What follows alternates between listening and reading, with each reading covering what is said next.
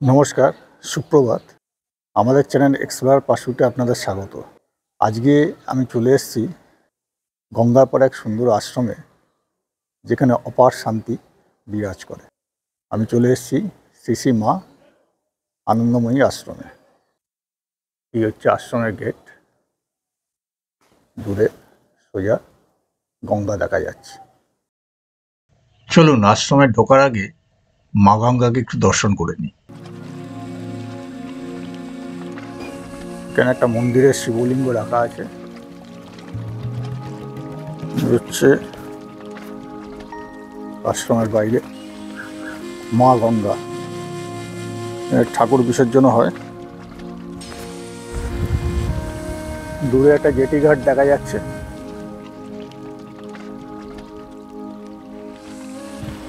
ওপাশেও একটা জেটি ঘাট দেখা যাচ্ছে। বাঁদিকে আনন্দময়ী আশ্রমের প্রাচীর। এবার আমরা মায়ের আশ্রমে প্রবেশ করব। গেট দিয়ে ঢুকেই ডান দিকে পড়ে সিকিউরিটি অফিস।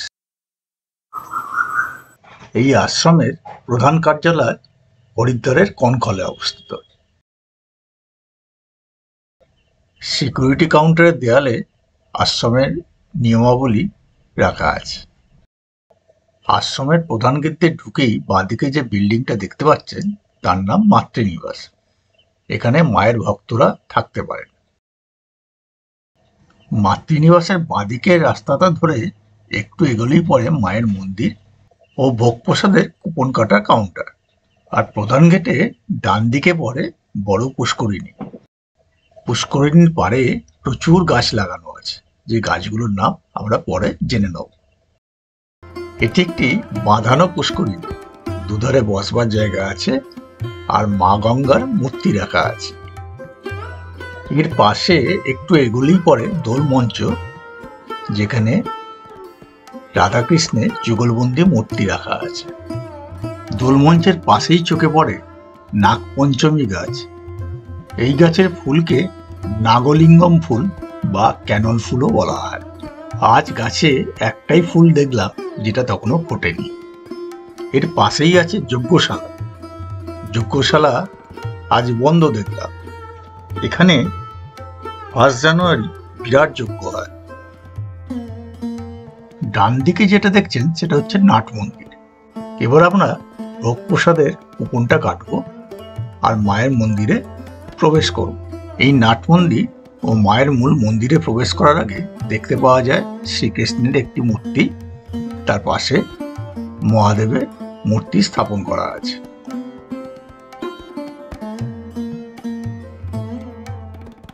নাট মন্দির ও মায়ের মূল মন্দিরের উল্টো দিকে পড়ে অফিস অ্যান্ড পাবলিকেশন ডিপার্টমেন্ট, যেখান থেকে আমরা ভোগ প্রসাদের কুপনটা কাটব। কুপন মূল্য পড়ে 100 টাকা। কুপন বিলির সময় সকাল 10টা থেকে 11:30 অবধি। নাট মন্দিরের সামনেটা সুন্দর করে সাজানো। চলুন এবার আমরা নাট মন্দির ও মায়ের মন্দিরে প্রবেশ করি। নাট মন্দিরে ঢোকার আগে নাট মন্দিরের দেয়ালে মা দুর্গার ছবি ও মহাভারতের একটি পৌরাণিক কাহিনীর ছবি দেখা যায়। নাট মন্দিরে সম্প্রতি কোনো অনুষ্ঠান হয়েছে। নাট মন্দিরের চারিদিক রঙিন কাপড় দিয়ে ঘেরা। ভেতরে সাধু মহারাজরা স্তোত্র পাঠ করছেন।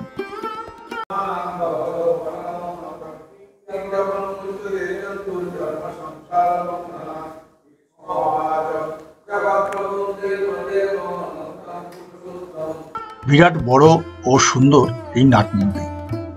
এই নাট মন্দিরে প্রতি সোমবার থেকে শনিবার বিকেল 4টা থেকে 6টা অবধি শ্রী গুরু স্তোত্র, হনুমান চালিসা, চণ্ডীপাঠ, গীতা পাঠ, মাতৃনাম, মাতৃ হনুধ্যান, শ্রীমদ্ ভগবত পাঠ, সৎসঙ্গ ও সান্ধ্যকীর্তন অনুষ্ঠিত হয়।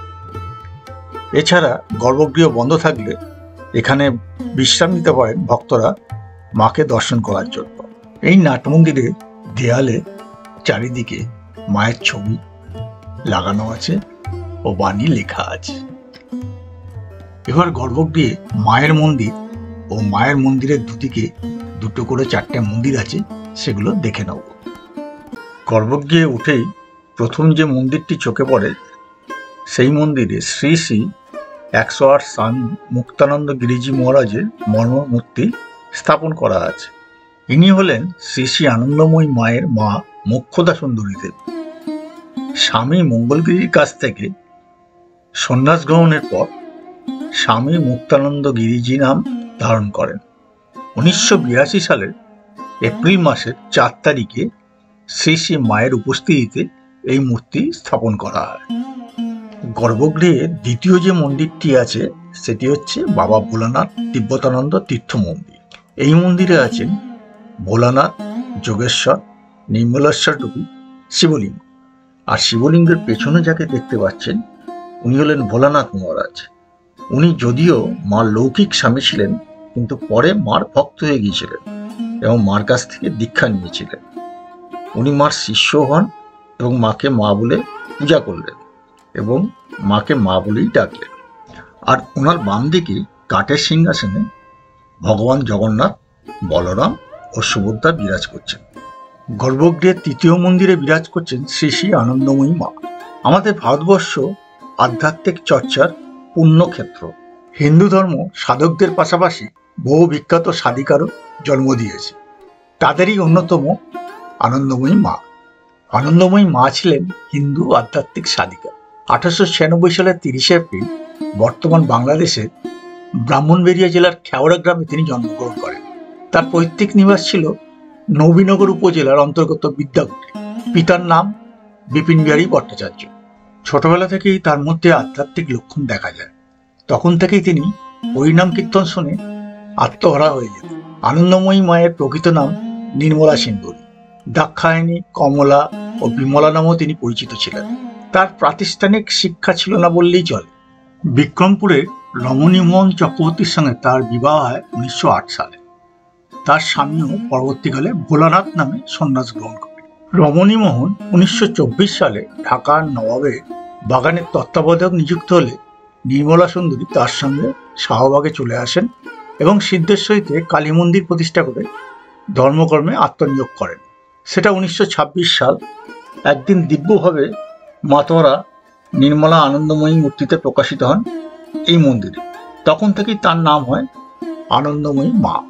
ঢাকার রমনায় তার আশ্রম গড়ে ওঠে, যা আজও বর্তমান। বহু গুণীজন তার আধ্যাত্মিক ভাবধারায় আকৃষ্ট হন। সালটা 1932। আনন্দময়ী মা স্বামীর সঙ্গে উত্তর ভারতের দেরাদুনে চলে যান এবং সেখানে তার আধ্যাত্মিকতার লীলাক্ষেত্র ক্রমশ সম্প্রসারিত হতে থাকে। তিনি মানুষকে আধ্যাত্মিকভাবে উদ্বুদ্ধ করার জন্য উপমহাদেশের বিভিন্ন স্থানে পরিভ্রমণ করেন। তার একটি বিশেষ কীর্তি হল প্রাচীন ভারতের অন্যতম শ্রেষ্ঠ তীর্থস্থান নৈমিষারণ্যে পুনর্জাগরণ ঘটানো। সেখানে তিনি নতুন করে মন্দির স্থাপন করেন এবং কীর্তন, যজ্ঞ, নাচ গান ইত্যাদির মাধ্যমে ভগবৎ সাধনার ক্ষেত্র তৈরি করেন। এইভাবে মানুষকে সুন্দর জীবনযাপনে অভ্যস্ত করার উদ্দেশ্যে তিনি ভারতের বিভিন্ন স্থানে পুরাতন তীর্থসমূহের সংস্কার সাধন এবং নতুন নতুন তীর্থস্থান প্রতিষ্ঠা করেন। বাংলাদেশের রমনা ও খেওড়া সহ ভারতের বারাণসী, কনকল প্রভৃতি স্থানে তার নামে আশ্রম, পুণ্যাপীঠ, হাসপাতাল, বিদ্যাপীঠ ইত্যাদি গড়ে উঠেছে। তার নামেরও 25টি আশ্রম প্রতিষ্ঠিত হয়েছে। তার একটি বিখ্যাত বাণী হল, সংসারটা ভগবান, যে যে অবস্থায় আছে সে অবস্থায় থেকে কর্তব্যকর্ম করে যাওয়া মানুষের কর্তব্য। 1982 সালের 27 আগস্ট তিনি অগণিত ভক্তবৃন্দকে চোখের জলে ভাসিয়ে দেহত্যাগ করেন। তার মরদেহ উত্তর ভারতের হরিদ্বারে কনখল আশ্রমে গঙ্গার তীরে সমাধিস্থ হয়। তাঁর গুণমুগ্ধদের মধ্যে ছিলেন মহামহোপাধ্যায় গোপীনাথ কবিরাজ, ডাক্তার ত্রিগুণা সেন, নৃত্যশিল্পী উদয় শঙ্কর, প্রাক্তন প্রধানমন্ত্রী ইন্দিরা গান্ধী সহ বহু বিশিষ্টজন। গর্ভগৃহের চতুর্থ মন্দিরে গোবিন্দ পূজিত হন। শ্রীকৃষ্ণের বিভিন্ন রূপের বিগ্রহ স্থাপিত আছে এখানে। প্রতি পূর্ণিমার প্রত্যুষে শ্রী শ্রী সত্যনারায়ণ পূজা অনুষ্ঠিত হয় এই মন্দিরে। এই গর্ভগৃহের পঞ্চম মন্দিরটিতে স্থাপিত আছে মা কালীর বিগ্রহ। প্রতি বছর কালী পুজোর মধ্যরাত্রে সমারোহের সঙ্গে শ্যামা পূজা পালিত হয় এই মন্দিরে। মন্দির থেকে বেরিয়ে ডান দিকে পড়ে কন্যাপীঠ, যেখানে সাধিকারা থাকেন। মন্দির থেকে বেরিয়ে ডান দিকে এই গেট দিয়ে ঢুকে আমরা পঞ্চবটী, জবকোটি ও আনন্দময়ী ঘাট দেখে নেব। এই সুন্দর বাগানে ঢুকে বাঁ দিকে ঘুরলে পরে পঞ্চবটী। এখানে 5টি গাছ আছে: আমলকি, অশোক, বট, বিল্ববৃক্ষ, অশ্বত্থ। তাই এর নাম পঞ্চবটী। জুতো খুলে এখানে ঢুকতে হয় পঞ্চবটিতে। পঞ্চবটিতে প্রবেশ করেই দেখা যায় সামনে মহাদেব ধ্যান অবস্থায় বিরাজ করছেন বট, অশ্বত্থ ও বিল্ববৃক্ষের তলায়। এর এক পাশে দেখা যায় আমলকি বৃক্ষ ও আর এক পাশে গেরুয়া কাপড়ে মোড়া অশোক বৃক্ষ। এই অশোক বৃক্ষের পাশেই রয়েছে পঞ্চানন শিবের মন্দির, যেখানে শিবলিঙ্গ স্থাপিত আছে। পাশে আছেন নন্দী মহারাজ। এখানে 1 জানুয়ারি মহাসমরে পূজা হয়। এটি হচ্ছে যজ্ঞকুণ্ড। ভগবান শিবের যে যজ্ঞ 1 জানুয়ারি হয়, সেটা এখানেই হয়। এখানে 8-10 জন পুরোহিত আসেন দেওঘর থেকে, তারা এই যজ্ঞ সমর্পণ করেন। এছাড়া এই আশ্রমে জগদ্ধাত্রী পূজা, অন্নপূর্ণা পূজা, দুর্গা পূজা, মায়ের জন্মতিথি, ভাগবত সপ্তাহ, সংযম সপ্তাহ, চণ্ডীযজ্ঞ প্রভৃতি অনুষ্ঠিত হয়। পঞ্চবটী থেকে বেরিয়ে একটু এগোলেই পড়ে গঙ্গা কুটির। এটি সাধু মহাজনদের জন্য তৈরি করা। যে সাধুরা হরিদ্বার, বৃন্দাবন থেকে আসছেন, তারা এখানে থাকেন।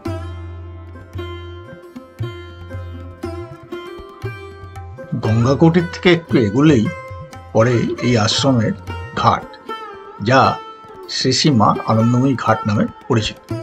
ঘাটটি লোহার দরজা দিয়ে বন্ধ করা আছে। আমি এখন দাঁড়িয়ে আছি শ্রী শ্রী মা আনন্দময়ী ঘাটে। এটার দরজাটা বন্ধ, এটা সবার জন্য নয়, এই জন্য দরজাটা আপাতত বন্ধ করা আছে। এবার আমরা দর্শন করে নেব জবকুটি। এটি শ্রী শ্রী মা আনন্দময়ী ঘাটের পাশেই অবস্থিত। এটি একটি পবিত্র স্থান, যেখানে বহুবার পানিহাটি হইতে কামারহাটি যাওয়ার পথে শ্রী চৈতন্য মহাপ্রভু ও শ্রী নিত্যানন্দজি মাঝে মধ্যেই এখানে বিশ্রাম নিতেন। শ্রী শ্রী মা সুখকে ইয়া দেখিয়াছিল। শ্রী মাও এখানে বিশ্রাম নিতেন। এখানে রবিবার সূর্যোদয় থেকে সূর্যাস্ত পর্যন্ত অখণ্ড জপ চলে। আমি এখন দাঁড়িয়ে আছি জপ কুটিরের সামনে। জাপক ভিন্ন এখানে প্রবেশ নিষেধ। এর ভেতরে যারা জপ করবেন তারাই খালি যেতে পারবেন। এবার আমরা চলে এলাম এই আশ্রমের আরেকটি আকর্ষণ, গঙ্গার পাড়ে। এটি ঠিক পঞ্চবটির পেছনে। এখানে পবিত্র মা গঙ্গার জল আশ্রমের গায়ে আছড়ে পড়ছে। এখানে বসে আপনি প্রত্যক্ষ করতে পারবেন বিভিন্ন জলযান যাওয়ার দৃশ্য।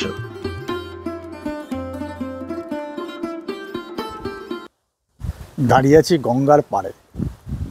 আশ্রমের পাশেই গঙ্গা।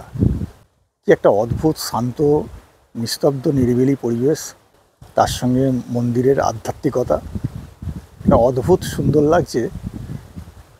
আপনারা এখানে এলে তবে বুঝতে পারবেন। খুব ভালো লাগছে আজকে। এখানকার আশ্রমের পরিবেশ খুব ভালো লাগলো। এবার বলে দিই আপনারা কীভাবে আসবেন। আপনারা যদি ট্রেনে আসেন, শিয়ালদা মেল লাইনে যে কোনো ট্রেনে, শান্তিপুর, কল্যাণী, আমি যেমন শান্তিপুর লোকালে এলাম, এসে আপনারা আগরপাড়া স্টেশনে নামবেন। আগরপাড়া স্টেশনে 1 নম্বর প্ল্যাটফর্ম থেকে টিকিট কাউন্টারের পাশ দিয়ে বেরোলেই পরে অটো স্ট্যান্ড আর টোটো স্ট্যান্ড। অটোতে আপনারা এই মায়ের আশ্রমে কীভাবে আসবেন। আমি এখন অটোয় বসে আছি আগরপাড়া স্টেশনের বাইরে থেকে। অটোয় উঠলাম, নামবো সাহেবকুটি। অটো আপনাকে সাহেবকুটি স্টপেজে নামিয়ে দেবে। ভাড়া পড়বে 14 টাকা। সাহেবকুটি থেকে 2 থেকে 3 মিনিটের হাঁটা পথ হচ্ছে মায়ের আশ্রম। আপনারা টোটো করেও আসতে পারেন। টোটো বুক করে আসলে 40 থেকে 80 টাকা মতো পড়বে। আমাকে অটো এই মোড়টাতে নামিয়ে দিল।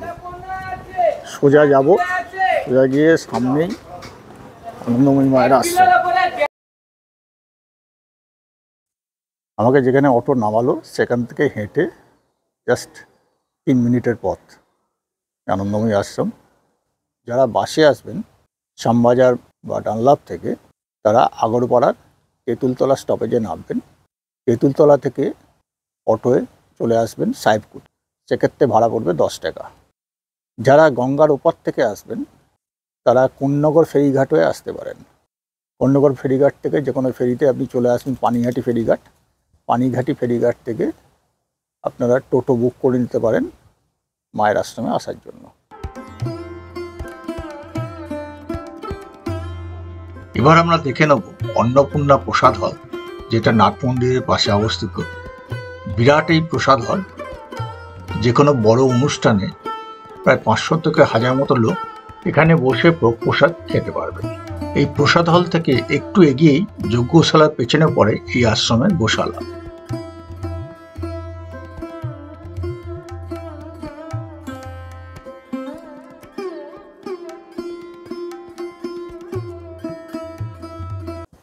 পেছনে হচ্ছে গোশালা।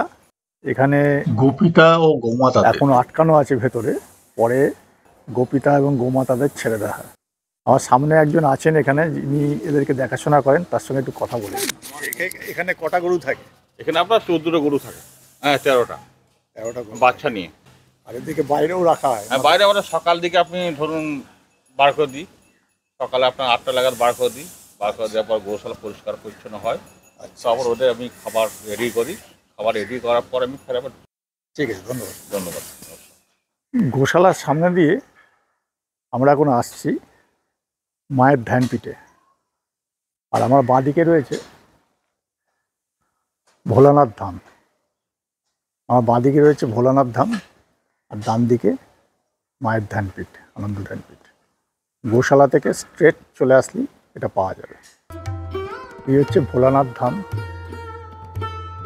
তার সামনে বাগান করা আছে, সুন্দর বাগান। এখানটা বিভিন্ন গোলাপ গাছ লাগানো আছে, খুব সুন্দর লাগছে গোলাপ গাছ।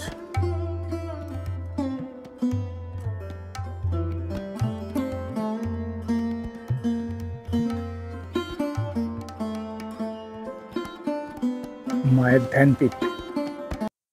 মায়ের ধ্যানপীঠে প্রবেশ করছি। এখানে নীরবতা পালনটা অবশ্যই জরুরি। শ্রী শ্রী আনন্দময়ী মায়ের শতবর্ষ উপলক্ষে নবনির্মিত এই আনন্দ ধ্যানপীঠ। এই আনন্দ ধ্যানপীঠের ভেতর মায়ের মর্মমূর্তি স্থাপন করা আছে। এখানে বসে ভক্তরা ধ্যান ও আরাধনা করেন।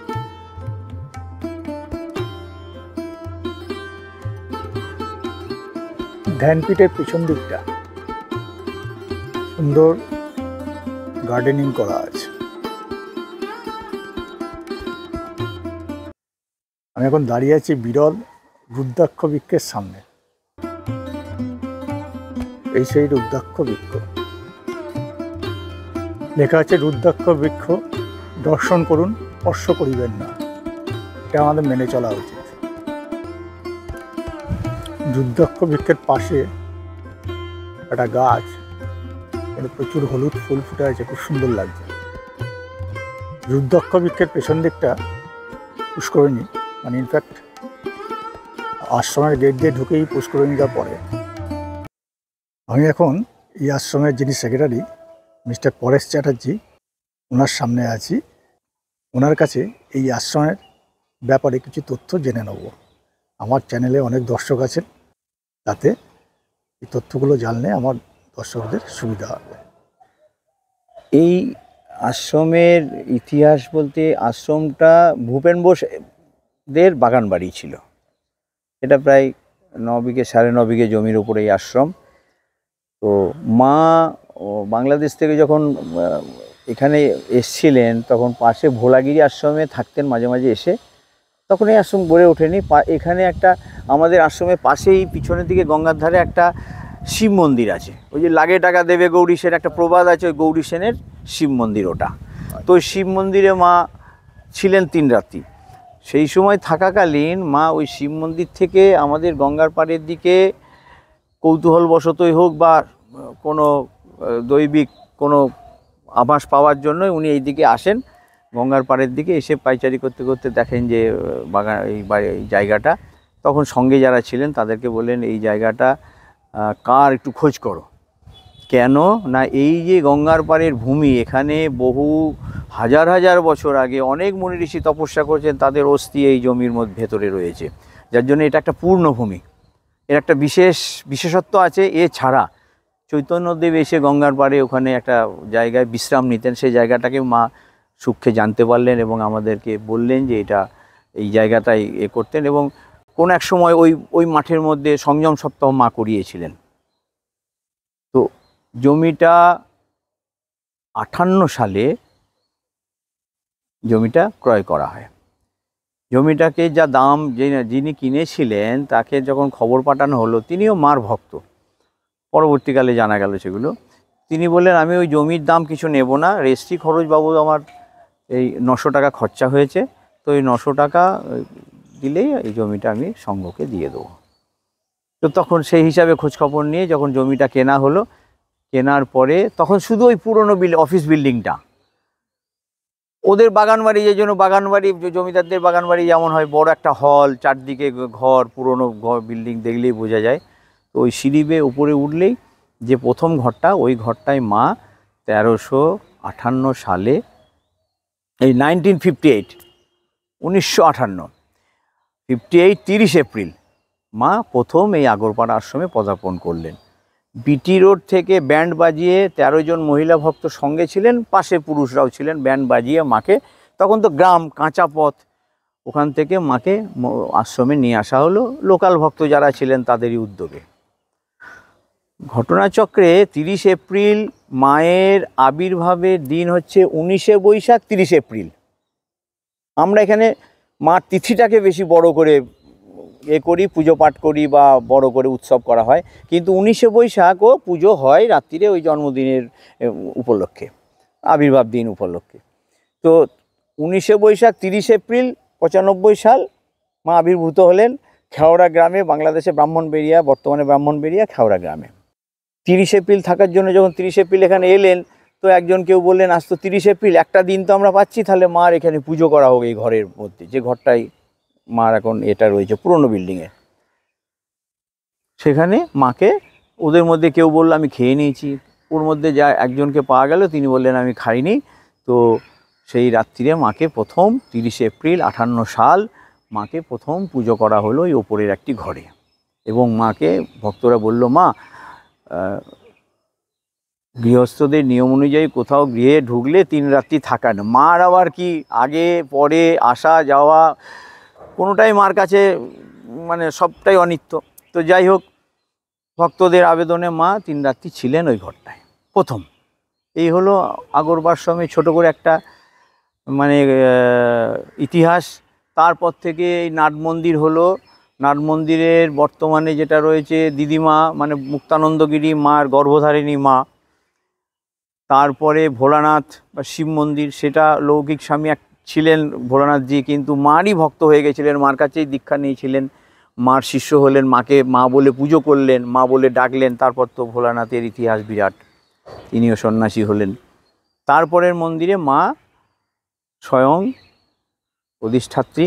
যে ছবিটা রয়েছে ওইখানেই মা ফটো বসিয়ে দিলেন এবং সেটাই পুজো হতো, হয় এখনও হয়, কিন্তু 12 বছর পর পর এই ছবিগুলোতে একটুখানি পরিবর্তন হয়, তার জন্য চেঞ্জ করতে হয়। মার হাতে বসানো ছবিটা এখন এখানে জপকুঠিয়া, মানে যেখানে চৈতন্যদেব বসে বিশ্রাম নিতেন, মা বলে গেছিলেন, সেটা এখন আমরা জপকুঠিয়া বানিয়েছি। এখানে উদয়াস্ত জপ হয় রবিবার এবং অখণ্ড কীর্তন হয়। এটাই আশ্রমের ধারা, কীর্তন এবং জপ প্রত্যেক রবিবার হয়। এছাড়া মায়ের জন্মদিন 19শে বৈশাখ থেকে কৃষ্ণা চতুর্থী তিথি, এটা পরে বুদ্ধ পূর্ণিমার পরে যে কৃষ্ণা চতুর্থী তিথি, সেই দিনে মায়ের জন্মোৎসবের সারাদিন উৎসব, সাধু ভাণ্ডারা, দরিদ্রনারায়ণ সেবা, ভক্তদের সেবা, এইসব নানান অনুষ্ঠানের মধ্যে এইসব দিন অতিবাহিত হয়।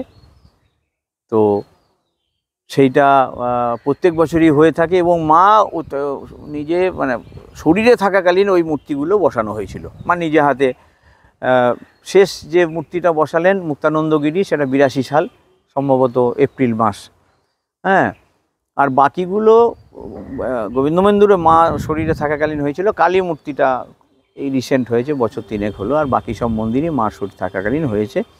পরে যেগুলো পঞ্চবটী দেখছেন বা গঙ্গার ধারের যে এগুলো দেখছেন, গঙ্গা কুঠিয়া দেখছেন, এদিকের গেস্ট হাউস দেখছেন, এগুলো পরে হয়েছে। এবং এই যে আমাদের যার সামনে দাঁড়িয়ে আমরা কথা বলছি, আনন্দ ধ্যানপীঠ, এটা শতবর্ষে মায়ের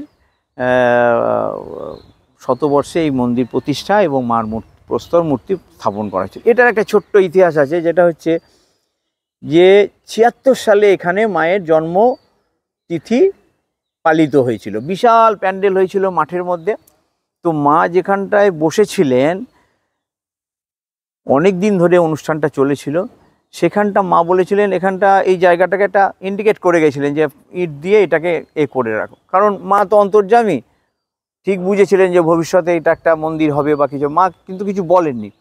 পরে ভক্তদের ইচ্ছা এতে এখানে এই মন্দির হলো আনন্দ ধ্যানপীঠ এবং ওই প্রস্তর মূর্তি বসানো হলো। যেখানে বসে রয়েছেন সেটা মা ওই 76 সালে ওই যে জন্মোৎসব হয়েছিল ওখানটাতেই মা তখন বসেছিলেন।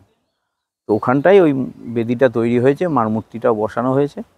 এই হলো আশ্রমের একটা ছোটোখাটো ইতিহাস। আর বাকি 12 মাসই আমাদের উৎসব হয়। 12 মাসে 13 পার্বণ দেখা যায়, পয়লা বৈশাখ থেকে শুরু করে একদম 30শে চৈত্র পর্যন্ত। এটা আমাদের অনুষ্ঠান রয়েছে। ভক্তদের গেস্ট হাউসে থাকার জন্য ব্যবস্থা আছে, প্রায় 200-250 লোক থেকে যেতে পারবে এখানে। কেউ আসলে থাকতে পারেন নাকি কোনো নিয়ম? হ্যাঁ, নিয়ম তো একটা আছেই, কারণ বর্তমানের নিয়মের সাথে তাল মিলিয়ে চলতে হয়। অচেনা লোককে সহজে থাকতে দেওয়া হয় না, যদিও সমস্তটাই তাদের আইপ্রুফ নিয়ে করা হয়। কিন্তু সচরাচর এটা ভক্তদের জন্য করা।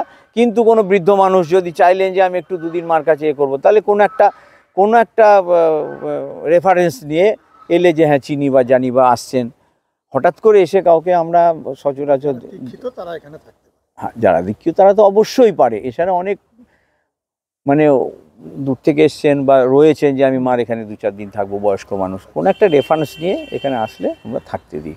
এটার জন্য কোনো চার্জ নেওয়া হয় না? হ্যাঁ, এখানে থাকার জন্য থাকা খাওয়া বাবদ এখানে একটা ওই 500-600 টাকা নেওয়া হয়। ওই যা হয় সকাল থেকে রাত্রি পর্যন্ত যা খাওয়া দাওয়া প্লাস থাকা, এই একটা ব্যবস্থা আছে। তবে উৎসবগুলোতে ভক্তদের ছাড়া বাইরের লোকে খুব একটা দেওয়া সম্ভব হয় না, কারণ উৎসবের সময় যেমন দুর্গাপুজো, মায়ের জন্মোৎসব, গুরু পূর্ণিমা, তারপরে নামযজ্ঞ, 1 জানুয়ারি, এই উৎসবগুলো খুব বড় করে হয়। ভক্তদেরই ঠিকঠাক জায়গা দিতে পারি না, খুব ভিড় হয়, ভক্ত সমাগম হয়। এরকম কটা আছে? একটা মাতৃনিবাস দেখলাম এখানে আমাদের আগরপাড়া আশ্রমে টোটাল একটা মাতৃনিবাস আছে, একটা মুক্তানন্দ ধাম আছে, একটা ভোলানাথ ধাম। আমার ডান পাশে যে ভোলানাথ ধাম ওই যে দেখা যাচ্ছে, এই 3টে গেস্ট হাউস প্লাস পুরনো যে অফিস বিল্ডিং, পুরনো বিল্ডিংয়ের ওপরে সাধুদের সাধু কুঠিয়া, ডান পাশে মার মন্দির লাগোয়া আপনার কন্যাপীঠ, ওখানে দিদিরা এসে থাকেন, সে থাকার ব্যবস্থা আছে। এই হলো আপাতত। জয় মা। মেন গেট দিয়ে ঢুকেই ডান দিকে পুষ্করিণীর পাশে প্রচুর গাছ চোখে পড়ে। গেট দিয়ে ঢুকেই বকুল গাছ পড়ছে, তার পাশে বিলাতি আমড়া গাছ।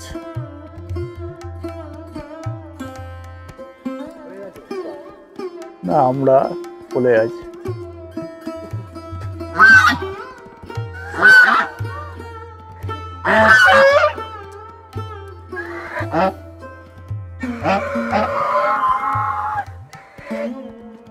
সামনের এই গাছটি হরিতকি গাছ। এই হরিতকি গাছের পাশেই পলাশ গাছ। এইটা শিউলি গাছ। সামনের এটি লবঙ্গ গাছ। সামনের এটা আপেল গাছ, সবে বসানো হয়েছে। পাশেই সোয়াশুই এটা লিচু গাছ। কামিনী গাছ জাস্ট গেটের পাশেই। সিকিউরিটি কাউন্টার পাশেই। কামিনী গাছ। আমাকে এই দাদা গাছ চিনতে সাহায্য করছেন। আপনার নাম কি? আপনি এখানে কি করেন? সিকিউরিটি গাছ। উনি কিন্তু আমাকে গাছ চিনতে সাহায্য করছেন। তেঁতুল গাছ। এরপরে মায়ের ভোগ প্রসাদ গ্রহণ করলাম। ভোগ প্রসাদের কুপন মূল্য ছিল 100 টাকা। খুব সুন্দর ভোগ প্রসাদ খেলাম। ভোগ প্রসাদে ছিল পোলাও ভোগ, ভাত, ডাল, সয়াবিন, বিনস, গাজর দিয়ে একটা তরকারি, আলু ফুলকপির তরকারি, চাটনি, পায়েস। যদি এই ভিডিওটি ভালো লাগে তবে অবশ্যই এতে আপনাদের মূল্যবান মতামত দেবেন, একটা লাইক করবেন। একটা লাইক একটা ভিডিওর পক্ষে খুব অমূল্য। শেয়ার করবেন ভিডিওটা, তাহলে প্রচুর দর্শক এই আশ্রম সম্বন্ধে অনেক তথ্য জানতে পারবেন। আর আমাদের চ্যানেলে যারা নতুন তারা অবশ্যই আমাদের চ্যানেলটিকে সাবস্ক্রাইব করবেন। তবে ভবিষ্যতে যত ভিডিও প্রকাশিত হবে তার নোটিফিকেশান সবার আগে আপনার কাছে পৌঁছে যাবে। ভালো থাকবেন সবাই, সুস্থ থাকবেন। আবার পরবর্তী ভিডিও দেখা হবে। নমস্কার।